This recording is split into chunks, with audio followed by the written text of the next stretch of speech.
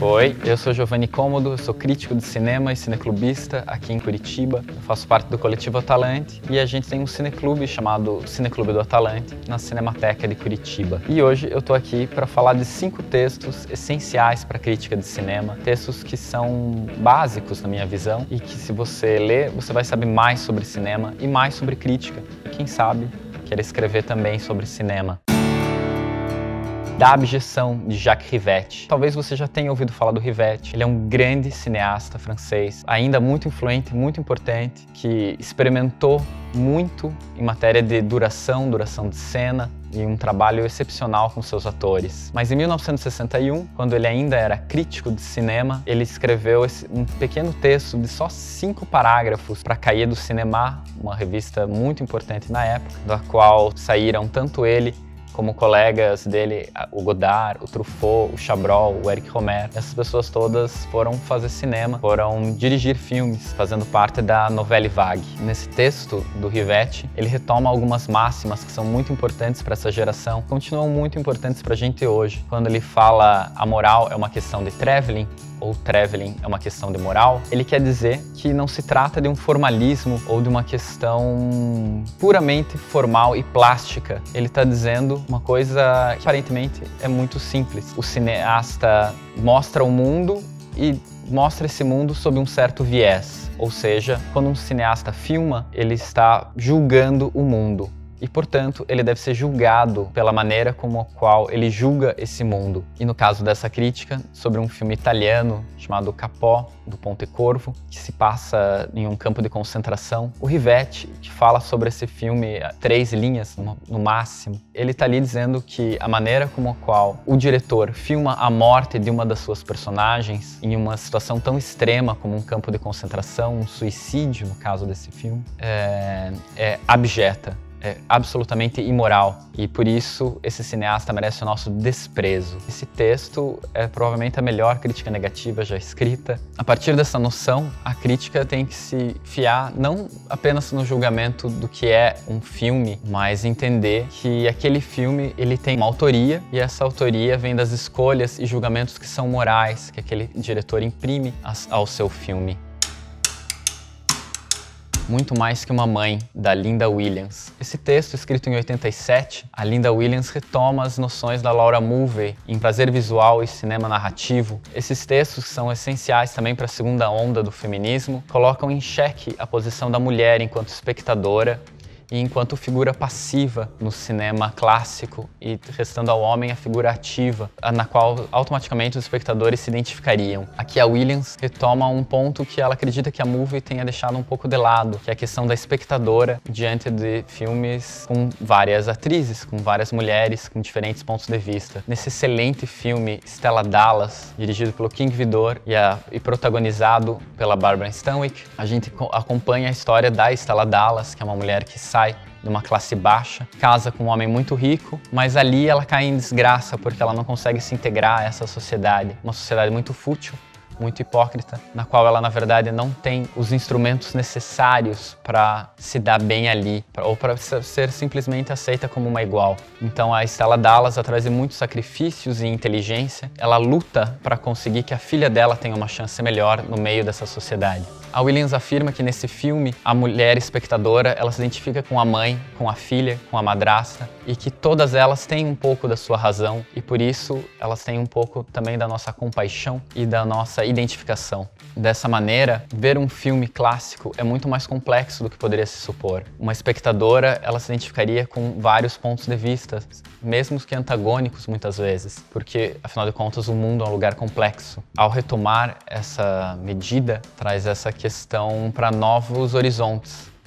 Não mais a ideia de simplesmente uma mulher passiva vendo um filme, mas que ela pode ser autora de suas escolhas e a complexidade dessas escolhas. Trata-se de uma visão que traz muito mais ambivalência para o lugar da mulher no cinema. E é interessante também que a Williams retoma uma ideia muito cara à análise das mulheres no cinema, que é a figura da mulher na janela. Muitas vezes a mulher fica na janela, um lugar de passividade e de omissão quase, enquanto a ação está na rua, nas mãos dos homens. novamente os homens numa posição ativa e as mulheres numa posição passiva. E o que acontece em Stella Dallas, principalmente na cena final, é que é na janela que a Stella Dallas tem o seu triunfo, em que ela vê a vitória de todos os seus sacrifícios. Então é muito interessante a maneira como a Williams retoma o cinema clássico, problematiza o cinema clássico e traz novas questões para o lugar e para a visão da mulher no cinema. A Publicidade Venceu, do Luiz Carlos Oliveira Júnior. Esse texto brasileiro, escrito em 2008 pelo Júnior, que é um dos grandes críticos de cinema nacional que nós temos, retoma 2 filmes brasileiros lançados naquele ano, Ensaio sobre a Cegueira e Linha de Passe. E o Júnior aproveita não só para descascar esses filmes, mas para colocar em xeque a crítica de cinema que vinha sendo feita no Brasil até então. E não só a crítica, como o próprio cinema brasileiro que vinha sendo feito até então. O Júnior afirma que se antes existia uma defesa do cinema contra a publicidade já em 2008 dominou tudo em matéria de estética, em matéria de discurso e tudo mais. E ele ataca uma crítica que não está interessada em realmente criticar os filmes, mas só em debater, e um debate que vira uma mesa redonda de futebol, em que ninguém realmente decide nada e ninguém diz para quem que torce, afinal de contas. O cinema tem que ter torcida, o cinema tem que ter ponto de vista e tem que ter a defesa com clareza para o público do que é esse ponto de vista, do que afinal de contas é o cinema, do que afinal de contas é a publicidade e por que a gente precisa de um muro separando essas coisas. Ao fazer isso, o Júnior faz uma defesa do papel do crítico na sociedade e no cinema. Um grande texto que continua muito atual, parece que ele foi escrito ontem. Ainda mais um texto como o Júnior, que vem de uma longa tradição do debate entre publicidade e cinema. E aqui ele enterra o cinema, mas o cinema não está morto. A crítica de Johnny Guitar, escrita por João Bernardo da Costa.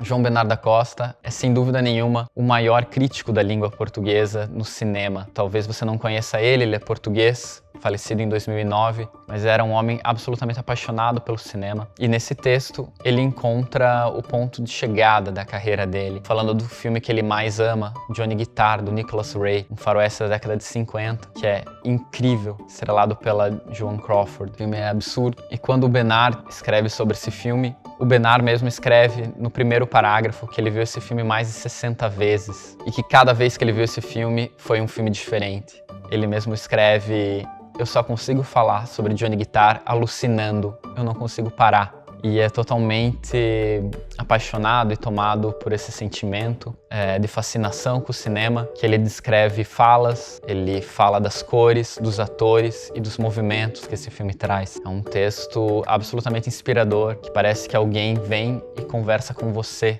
e que essa pessoa quer que você ame aquilo tanto quanto ela amou. É quase que uma passagem de tocha pra gente, nós, leitores e espectadores de um filme, para que a gente também possa amar os filmes tanto quanto o Bernard amou. É um crítico essencial do cinema, que sempre inspira muito todos que o leem.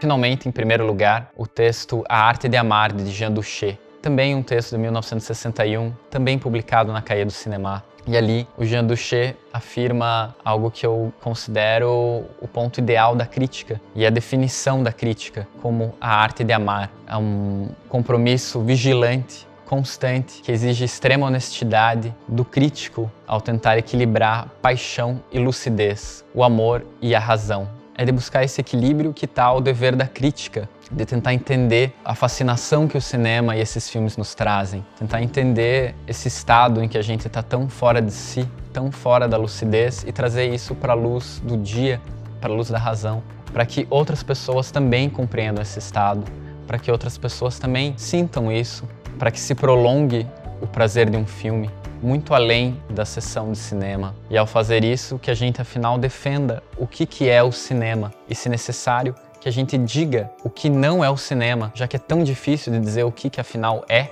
pelo menos com a crítica, e o Duché afirma isso, para não ter medo de crítica negativa, para realmente tentar dizer o que não é o cinema, e no caso não é a publicidade, não é o objeto, não é o imoral, são outras coisas. É uma defesa da vida, é uma defesa do mundo. O que essas críticas nos trazem é uma paixão muito além do cinema, uma paixão pelo mundo, pelas pessoas, e é isso que a gente tem que buscar quando vai no cinema. Não apenas o filme em si, mas o mundo.